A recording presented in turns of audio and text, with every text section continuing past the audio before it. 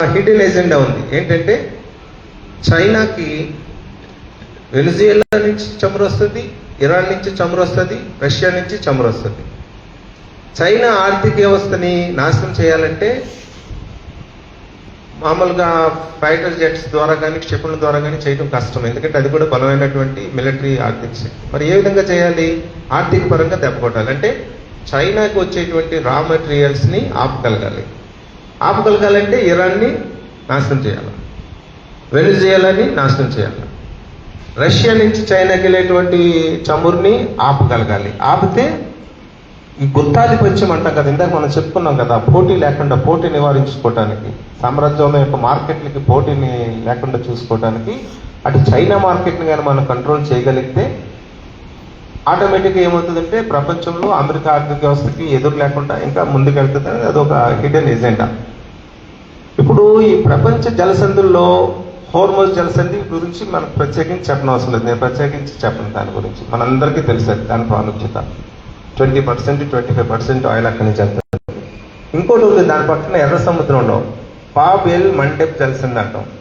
ఎర్ర సముద్రంలో బాబెల్ మండెబ్ జలసంధి. ఒకవైపు ఏమో యెమెన్ ఉంటుంది, మరొక వైపు ఏమో జిబోటి దేశం ఉంటుంది. ఆఫ్రికా కొమ్మ అంటాం దాన్ని, జిబోటి దేశం ఉంటుంది. సొమాలియా నుంచి విడిపోయినటువంటి సొమాలియా ల్యాండ్ అనేది ఉంటుంది, అదంతా అమెరికా అండదండలతో ఉంటుంది. సో ఈ నేరో ద్వారా సుమారు 12-13% ముడి చమురు వెళ్తుంది. అదొక కీలకమైనటువంటి జలసంధి. ప్రపంచ కృత్రిమ జలసంధిలో ఏంటంటే సూయజ్ కెనాల్ చాలా కీలకమైంది. మరొక కృత్రిమమైన జలసంధి ఏంటంటే కాలువ, పనామా కాలువ. అందుగురించి చూడండి, ట్రంప్ అధికారంలోకి రాగానే పనామా నాది అన్నాడు. గుర్తుందా మీకు? ఆ రోజు మనం అంతా చూసాం కదా, ప్రమాణ స్వీకారం చేసినప్పుడు పనామా కాలువ నాది, మా దేశాంది, కెనడా నాది, గ్రీన్లాండ్ నాది. అంటే వీళ్ళంతా ఇంకా ఏ మనస్తత్వంలో ఉన్నారంటే ఈ ప్రజాస్వామ్యాన్ని వదిలేసి ఇంకా కాలనీ వ్యవస్థ మనస్తత్వంలో వీళ్ళంతా ఉన్నారు, ఆధిపత్యం కోసం. ఇంకా వాళ్ళు మహారాజుల్లాగా ప్రదర్శన జరిగింది కదా, నో కింగ్స్ అని. సుమారు 1 కోటి మంది అమెరికన్లు డెమాన్స్ట్రేషన్ చేశారు అమెరికాలో ట్రంప్కి వ్యతిరేకంగా. వీళ్ళు ఇంకా ఆ ఫోబియాలో ఉన్నారు వీళ్ళంతా. సో అందుగురించి ఒకప్పుడు మాన్రో సిద్ధాంతం ఏదైతే చేశాడో దాన్ని తూచా అమలు చేయడానికి ట్రై చేస్తున్నాడు. ఇంకా కొలోనీ వ్యవస్థను తీసుకురావడానికి ట్రంప్ ట్రై చేస్తున్నాడు. సో ఇకపోతే నాటో గురించి మళ్ళీ చెప్పాలా. ఈ 1945లో ఏర్పడిన, 49లో ఏర్పడిన, సార్ టైం అయిపోతే చెప్పండి కొంచెం. 1949లో ఏర్పడినటువంటి నాటో కూటమి, నార్త్ అట్లాంటిక్ ట్రీటీ ఆర్గనైజేషన్ నుంచి మనం బయటకు వచ్చాం ఇందాక. ఈ నాటో కూటమి ఎవరికి వ్యతిరేకంగా ఏర్పడిందంటే సోషలిస్ట్ దేశాలకు వ్యతిరేకంగా ఏర్పడినటువంటి కూటమి, మిలిటరీ కూటమి, నాటో కూటమి. ఈ నాటో కూటమి యొక్క లక్ష్యం ఏంటంటే ప్రచ్ఛన్న యుద్ధం. అంటే యుద్ధాలు అనేక రకాలు ఉంటాయి. డైరెక్ట్గా మనం తుపాకులతో కొట్టుకునే యుద్ధం వేరు, క్షిపణులతో కొట్టుకునే యుద్ధం వేరు. ప్రచ్ఛన్న యుద్ధం అంటాం. అంటే ఎంబార్గో చేస్తాం, బ్లాకాడ్ చేస్తాం, భయపెడతాం, రేసులోకి దింపుతాం, అంటే ఆయుధ పోటీల్లోకి దింపుతాము. ఆయుధ పోటీల్లోకి దింపాలంటే సోవియట్ యూనియన్ చాలా అణుబాంబులు అన్ని తయారు చేయగలిగింది, ధీటుగా తయారు చేయగలిగింది, అమెరికా కంటే మంచిగా తయారు చేయగలిగింది. కానీ ఏమైంది? ఆర్థిక వ్యవస్థ పతనమైంది. సో అందుగురించి ఈ ప్రచ్ఛన్న యుద్ధం నాటో యుద్ధ కూటమి చేసి సక్సెస్ అయింది. మీరు ప్రపంచంలో అమెరికా అన్ని యుద్ధాలు ఓడిపోయింది అనుకోమాకండి. ఈ ప్రచ్ఛన్న యుద్ధంలో సక్సెస్ అయితే అమెరికా సోవియట్ యూనియన్ చేసిందా లేదా? సోషలిస్ట్ దేశాన్ని మొత్తం పోగొట్టిందా లేదా? సో ప్రచ్ఛన్న యుద్ధం. లేకపోతే యుద్ధాల్లో మరొక రకం మనం ఏం చెప్పుకోవచ్చు అంటే ఆంక్షలు. ఆంక్షలు అంటే ఏమిటంటే ఆ ఆంక్షలు చాలా రకాలు ఉంటాయి. అది ట్రేడ్ ఆంక్షలు అవ్వచ్చు, రీసెంట్గా ఉన్నటువంటి టారిఫ్ ద్వారా, లేకపోతే నోహౌల్ని పంపించకపోవడం లాంటి ఆంక్షలు అవ్వచ్చు, కల్చరల్ ఆంక్షలు అవ్వచ్చు. మీ ప్రోడక్ట్ నా దేశంలో అమ్మటానికి వీల్లేదు, నా ప్రోడక్ట్ నీ దేశానికి పంపించును. అంటే ఈ ఆంక్షల గురించి భారతీయులకు అంతగా తెలియదు. ఇప్పుడు మనం మెడికల్ షాప్కి వెళ్ళామనుకోండి, ప్రపంచంలో ఉన్న ఈ ఫార్మసీ ఇండస్ట్రీ అంతా కూడా ఆంక్షలు విధిస్తే భారతదేశంలో మనకి అనాలజీ ట్యాబ్లెట్ లేకపోతే పారాసెటమాల్ కూడా దొరకదు.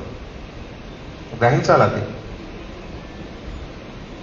లేకుంటే భారతదేశం మీద ఒక కార్ ఇండస్ట్రీ మీద ఆంక్షలు పెట్టింది అనుకోండి, ప్రపంచంలో ఉన్న కార్ల ఇండస్ట్రీస్ అవన్నీ కూడా ఒక కూటమి కదా, EU దేశాలు, అమెరికా, ఇట్లన్నీ కూడా భారతదేశంలో ఏ కారు రోడ్డు మీదకి బయటకు రాలేదు, ఒక మోటార్ బైక్ బయటకు రాలేదు. ఇది వాస్తవం. ఎందుకంటే అందులో తయారు చేసే ఏదో ఒక బేరింగో, ఒక హైడ్రాలిక్ పంపో, ఒక హైడ్రాలిక్ ఆయిలో, ఇవన్నీ కూడా అక్కడ ఆంక్షల ద్వారా, అక్కడ సప్లై ద్వారా వస్తాయి. సప్లై చైన్ ఆగిపోతే, సప్లై గొలుసు లేకపోతే ఆ దేశంలో ఉత్పత్తి కాదు. అట్లాగే ఇరాన్ 1979 నుంచి ఇప్పటి వరకు కూడా ఆంక్షల్ని ఎదుర్కొని ఇంత శక్తికి ఎదిగింది. వెనిజులా ఆంక్షల్ని ఎదుర్కొని ఇంత శక్తికి ఎదిగింది. వెనిజులా మీద, ఇరాన్ మీద ఎందుకు ఆంక్షలు విధించారు? వెనిజులాలో, ఇరాన్లో రంగారావు గారు చెప్పుకుంటారు, అక్కడ ఉన్నటువంటి ఆ గవర్నమెంట్కి వ్యతిరేకంగా అమెరికా పుప్పెట్ గవర్నమెంట్ మాకు వద్దు అని వాళ్ళని తోసేసి వీళ్ళ ప్రభుత్వాలు వచ్చి ఆ దేశంలో ఉన్న ఆయిల్ కంపెనీని స్వాధీనం చేయడం వలన అమెరికాకి నచ్చదు, అది అందుగురించి యుద్ధం చేస్తుంది. ఇక్కడ ఇంకొక విషయం కూడా ఉంది. బొమ్మ బొరుసని రెండో వైపు కూడా చెప్పారు ఇందాక రంగారావు గారు. ఇప్పుడు ఇరాన్లో ఉన్నది ఒక సోషలిస్ట్ ప్రపంచం అని అనుకోవద్దు మనం. ఇరాన్లో ఉన్నది ప్యూర్ యాంటీ ఇంపీరియలిజం అనుకోవద్దు. ఇరాన్లో కూడా అక్కడ ఒక స్థానిక బూర్జువా సెక్షన్ ఉంది, స్థానిక క్యాపిటల్ సెక్షన్ ఉంది. అంటే ఈ దానికి బాగా పనిచేసేది మతవాదం, ఇదంతా కూడా పనిచేస్తుంది, వేరే విషయం, జాతీయత ఇట్లాంటివన్నీ పనిచేస్తాయి. సో ఇక్కడ ఇరాన్లో ఏంటంటే మా ఆయిల్ మాకే చెందాలి, అంటే మా క్యాపిటలిస్ట్కి చెందాలి అనేది ఒక బలమైనటువంటి వర్గం. వీళ్ళకి ఇంటర్నేషనల్గా లింక్స్ లేవు. ఇంటర్నేషనల్గా లింక్స్ ఉన్న చోట, సౌదీ అరేబియా లాంటి చోట లింక్స్ ఉన్నాయనుకోండి, వాళ్ళు కాంప్రమైజ్ అయిపోతారు. ఇరాన్ యొక్క స్టేట్ క్యాపిటలిస్ట్కి ఆ లింక్స్ లేవు. సో అదొక పెద్ద ప్రధానమైన కారణం ఏంటంటే ఇరాన్లో మా ఆయిల్ మాకే చెందాలి. అఫ్కోర్స్ ఏంటంటే ఈ ఆంక్షలను చవిచూసిన ఇరాన్ ప్రజలంతా కూడా ఒక్కయ్యారు. ఇరాన్ ఉన్న ప్రభుత్వం కమ్యూనిస్ట్ ప్రో అనుకోవద్దు, చాలా మంది కమ్యూనిస్ట్ ఓట్స్ కోసం వచ్చింది అక్కడ ఇరాన్ ప్రభుత్వం. ఈ ఆంక్షలు లేకుంటే రష్యా మీద ఆంక్షలు, నాటో కూటమి ఇట్లా చేసిన తర్వాత 1990 ప్రారంభంలో నాటో కూటమి టువర్డ్స్ సోవియట్ యూనియన్ వైపు, ఈస్ట్ వైపు, అంటే నాటో కూటమి అంటే మనం పవర్ ప్రజెంటేషన్ అయితే బాగా చూడొచ్చు అవన్నీ. ఈ నాటో కూటమి 1990 సంవత్సరంలో తూర్పు వైపున ఎక్కడి వరకు వచ్చిందంటే జర్మనీ వరకు వచ్చింది. సోవియట్ యూనియన్ కూలిపోయిన తర్వాత, కూలకు ముందు ఏంటంటే అగ్రిమెంట్, గోర్బచేవ్కి జార్జ్ బుష్కి అగ్రిమెంట్ ఏంటంటే తూర్పు వైపు ఒక అంగుళం కూడా జరగకూడదు నాటో కూటమి అని. అట్లాంటి నాటో కూటమి ఏం చేసింది, పోలాండ్లో, రొమేనియాలో, బల్గేరియాలో, హంగరీలో, యుగోస్లావియాలో, మొత్తం అన్ని దేశాల్లో, నార్త్లో ఒకప్పటి రిపబ్లిక్స్ ఉన్నాయి కదా, లాట్వియా ఇట్లాంటి, లిథువేనియా రిపబ్లిక్స్ ఉన్నాయి కదా, ఈ అన్ని రిపబ్లిక్లో కూడా నాటో కూటమి వచ్చింది. నాటో కూటమి వచ్చి ఉక్రెయిన్ మీదకు వచ్చింది. ఉక్రెయిన్లో కూడా నాటోకి మెంబర్షిప్ ఇస్తామన్నారు. అప్పుడు ఎదిరించింది బలమైనటువంటి రష్యా. అప్పుడు వరకు బలహీనంగా ఉంది రష్యా. ఆ పుతిన్ టైంలో 2010 నుంచి కొంచెం బలం పుంజుకుంటే దానికి వ్యతిరేకంగా నిలబడింది. ఎందుకు నాటో విస్తరించాలా? నాటో కూటమి లక్ష్యం ఏంటంటే సోవియట్ యూనియన్కి వ్యతిరేకంగా ఏర్పడింది కదా, సోషలిస్ట్ సమాజానికి వ్యతిరేకంగా ఏర్పడింది కదా. మరి సోషలిస్ట్ సమాజం కూలిపోయింది కదా, ఇంక నీకు నాటో ఎందుకు? అవసరం లేదు కదా, తీసేయచ్చు కదా. ఒప్పుకోలేదు కదా ఆ ప్రపోజల్కి, గోర్బచేవ్ చెప్పిన ప్రపోజల్ ఒప్పుకోలేదు కదా, నాటో తీయలేదు కదా. తీయకుండా అప్పట్లో 18 కంట్రీస్ మెంబర్షిప్ ఉన్న నాటో ఈరోజు 34 దేశాలకి, నాటో 33 దేశాలకి నాటో సభ్యత్వం ఉంది. ఎందుకు అంటే సోవియట్ యూనియన్లో ఉన్నటువంటి అపారమైనటువంటి ఖనిజ సంపద ప్రపంచంలో ఏ దేశంలోనే లేదు.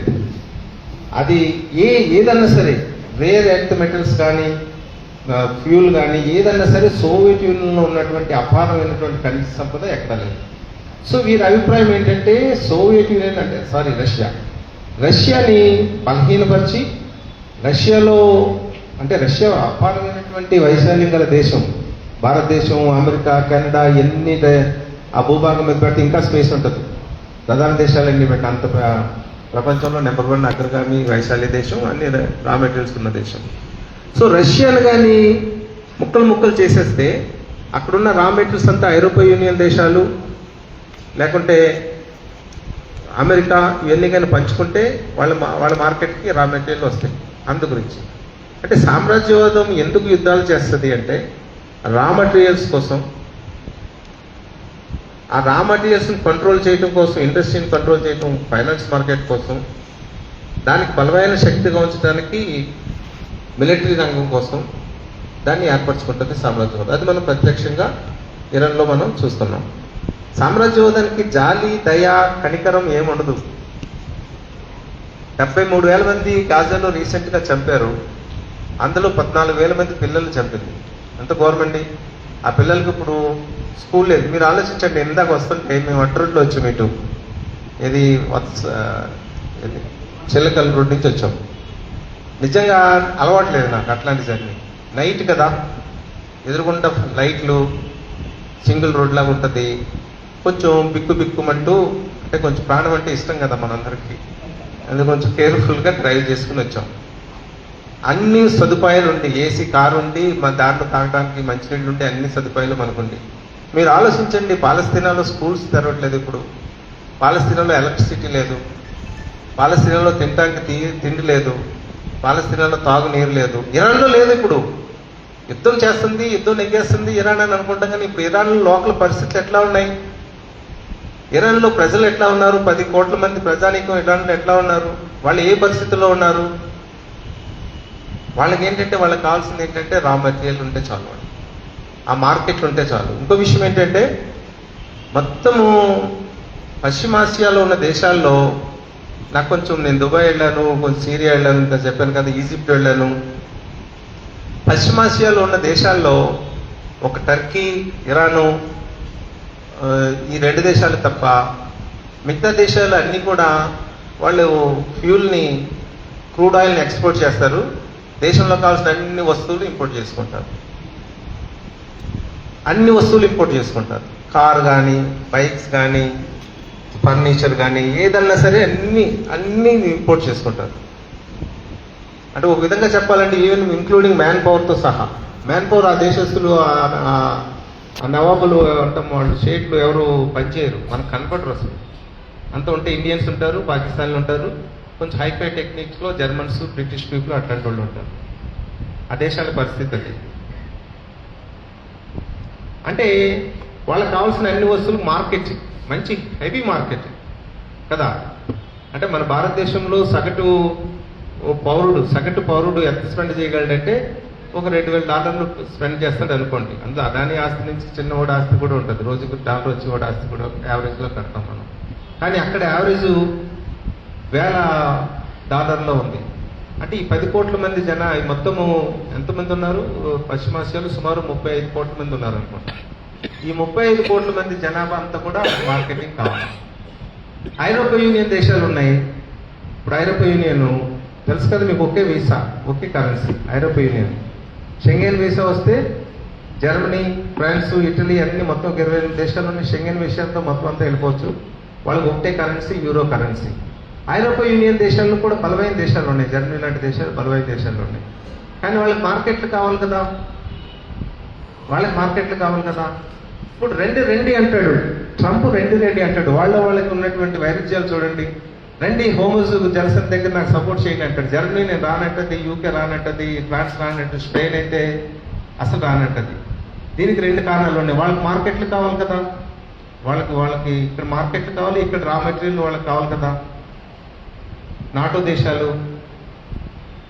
దేశాలు ఇప్పుడు ఏమన్నాడు ఇవాళ latest news, NATO waste, America వైదొలిగిపోతాం అన్నాడు ట్రంప్. నాటో ఈజ్ అబ్జర్వ్డ్ అని ఫస్ట్ టైం అతను అధ్యక్షుడిగా అయినప్పుడు అన్నాడు. ఇప్పుడేమో నేను వెళ్ళిపోతాను అంటాడు. సో అందు గురించి ఈ ఆధిపత్యాలు, కరెన్సీ ఆధిపత్యం, డాలర్కు వ్యతిరేకంగా ఏమి ఆధిపత్యం వస్తుంది? బ్రిక్స్ దేశాలతో ఒక కుంపటి, అమెరికాకి వ్యతిరేకంగా కదా. లేకుంటే ఇప్పుడు రీసెంట్గా వచ్చినటువంటి యువాన్ యాజ్ పెట్రో యువాన్ అని, అంటే డాలర్ స్థానంలో యువాన్ రావాలి అని సౌదీ అరేబియా ఇరాన్ ప్రపోజ్ చేసింది. అంటే ఏంటి? భారతదేశానికి సౌదీ అరేబియాకి కొన్ని టర్మ్స్లో, సౌదీ అరేబియా కానీ భారతదేశానికి రా మెటీరియల్ పంపిస్తే మనం రూపాయల్లో వాణిజ్యం చేసుకుంటే కొన్ని ఒప్పందాలు గతంలో జరిగినాయి. ఇరాన్తో 2018 సంవత్సరం వరకు ఇరాన్తో కూడా మనకు జరిగినాయి. ఆపేశాడు ట్రంప్. వచ్చిన తర్వాత ఆపేయమంటే మన సార్ ఆపేశారు. మొత్తం ఇరాన్ నుంచి ఆయిల్ని ఆపేశారు. రష్యా నుంచి ఆయిల్ ఆపేమంటే ఆపేశారు, కొనమంటే కొన్నారు, అది వేరే విషయం, అది వారి ఇష్టం. అంటే రూపాయి మార్కెట్గా చేసుకుంటే అమెరికా డాలర్ ఏమవుతుంది? అమెరికా ఇన్ఫ్లుయెన్స్ పోతుంది. అమెరికాది కృత్రిమం. మీరు చెప్పండి, ప్రపంచంలోని అన్ని దేశాలతో అప్పులో ఉన్న దేశం అమెరికా ఏ విధంగా తన డాలర్కి పవర్ ఉంది? లేకుంటే ఈరోజు 94 రూపాయలకు వచ్చింది ఒక డాలరు. నిజంగా వాస్తవం అంటారా? ఓకే, రూపాయి విలువ పడిపోతుంది అనేది వాస్తవం. మీకు విషయం తెలుసు కదా, మనకి ఇప్పుడు ప్రపంచంలో గడిచిన సంవత్సరం నుంచి డాలర్ విలువ పడిపోతుంది కదా. 10%, 15% వేరే దేశాలతో పోల్చుకుంటే డాలర్ విలువ పడిపోతుంది. అయినప్పటికీ రూపాయి విలువ పడిపోతుంది. ఇదొక తమాషా పద్ధతి. ఎందుకంటే ఈ తమాషా పద్ధతికి వాల్ స్ట్రీట్లో వీళ్ళ ఎక్స్పర్ట్లు ఉంటారు, వాళ్ళకి కావాల్సినట్టు వాళ్ళు మలుచుకుంటారు. ఏ రోజుకి ఆ రోజు ఈ డాలర్ రేటు రూపాయితో, డాలర్ రేటు యూరోతో, డాలర్ రేటు ఇంకో ఫ్రాక్తో అట్లాగా మారుస్తూ ఉంటుంటారు వాళ్ళు. వాళ్ళకి ఎక్కువ ఇంపోర్ట్స్ కావాలంటే ఒక విధంగా ఉంటుంది డాలర్ రేటు, ఆ పర్టికులర్ దేశంతో. ఎక్కువ ఎక్స్పోర్ట్స్ జరగాలంటే ఇంకో విధంగా ఉంటుంది డాలర్ ఆధిపత్యం. అంటే ఇదేంటంటే ప్రపంచంలో ఒక కృత్రిమమైన డాలరు మార్కెట్ వెళ్తుంది. దీనికి వ్యతిరేకంగా బ్రిక్స్ కరెన్సీ, ఈ కరెన్సీలు ఇవన్నీ కూడా వస్తున్నాయి. దాన్ని ఏంటంటే తట్టుకోలేకపోతుంది అమెరికా సామ్రాజ్యం.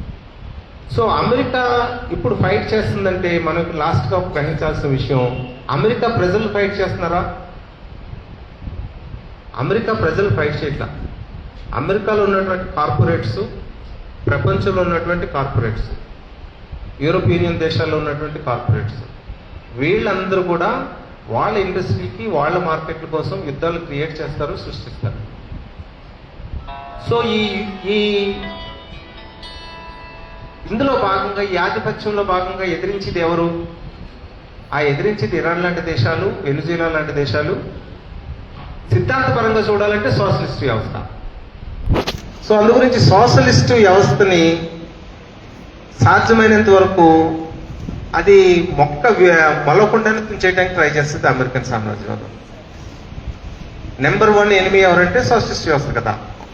అది సక్సెస్ అయింది, సోవియట్ యూనియన్ రూపంలో సక్సెస్ అయింది. మళ్ళీ ఇంకో చోట బలపడుతుంది, అది వేరే విషయం. తర్వాత చాలా లెఫ్ట్ గవర్నమెంట్స్ వచ్చినాయి సౌత్ అమెరికాలో, శ్రీలంకలో కూడా లెఫ్ట్ గవర్నమెంట్ వచ్చింది. అంటే ఆ సిద్ధాంతం అనేది పోదు, అమర్ హై, అది ఎప్పుడూ సజీవంగా ఉంటుంది సోషలిస్ట్ సిద్ధాంతం.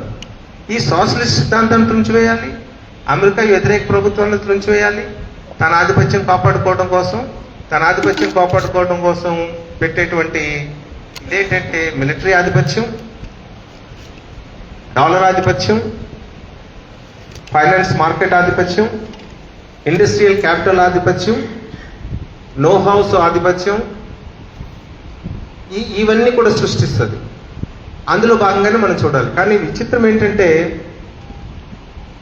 ప్రపంచ జీడిపి, ఫర్ ఎగ్జాంపుల్ ఆ భారతదేశమే చూసుకుందాం ఉదాహరణకి, మనకు 5-6% జీడిపి ఎదుగుదల ఉంది. ప్రపంచంలో జీడిపి అంతా ఎదుగుదల ఉంటుంది, జీడిపి పెరుగుతూ ఉంటుంది. కానీ దేశ ప్రజల యొక్క వేతనాలు మాత్రం పెరగట్లా. అంటే ఇన్ఫ్లేషన్తో అది కంపేర్ చేసుకుంటే స్టడీ ఏం చెప్తుందంటే మనకి వేతనాలు తటస్థంగా అట్లాగానే ఉంటున్నాయి, పెరుగుదల లేకుంటే తగ్గుతున్నాయి ప్రపంచంలో. దీనికి తోడు ఇప్పుడు ఆర్టిఫిషియల్ ఇంటెలిజెన్స్ ఇలాంటిది వచ్చిందనుకోండి, ఇంకా ఉద్యోగాలు పడిపోతున్నాయి, లే ఆఫ్లు కాల్ చేస్తున్నారు. సో ఇప్పుడు అల్టిమేట్గా ఏంటి, ప్రపంచంలో ఆర్థిక వ్యవస్థ ఏమవుతుంది? ప్రపంచ ఆర్థిక వ్యవస్థ ఏమవుతుందంటే ప్రజల దగ్గర కొనుగోలు శక్తి పడిపోతుంది. ప్రజల దగ్గర కొనుగోలు శక్తి పడిపోయినప్పుడు వాడు లాభాలు ఎట్లా సంపాదిస్తాడు? వాడు మార్కెట్ ఏమవుతుంది? సంక్షోభంలోకి వస్తుంది. ఈ సంక్షోభాన్ని మనం ఏం చేయాలంటే ప్రోగ్రెసివ్ పీపుల్గా ఉపయోగించుకోవాలి. అది ఇరాన్ యుద్ధాన్నైనా ఉపయోగించుకోవాలి, మనం వెనిజులానైనా ఉపయోగించుకోవాలి, లేకుంటే పాలస్తీనాకి సంఘీభావం తెలియజేయడం ద్వారా దాన్ని వీకెన్ చేయాలి.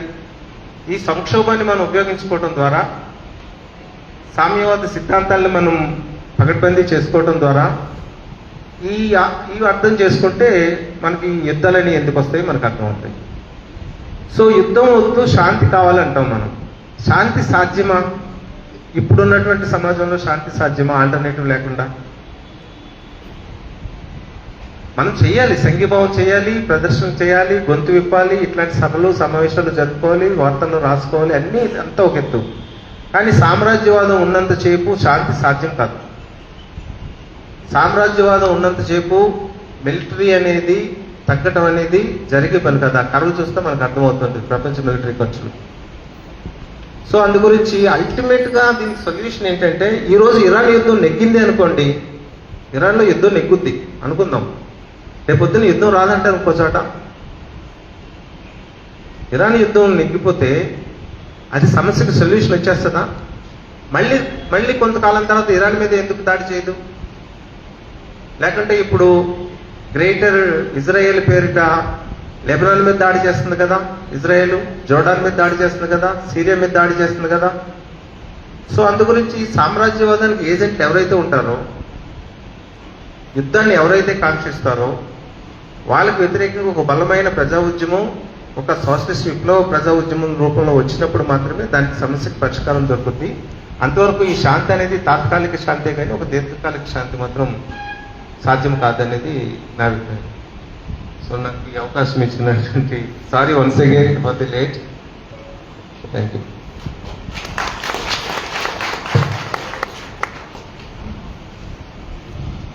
తక్కువ సమయంలోనే చాలా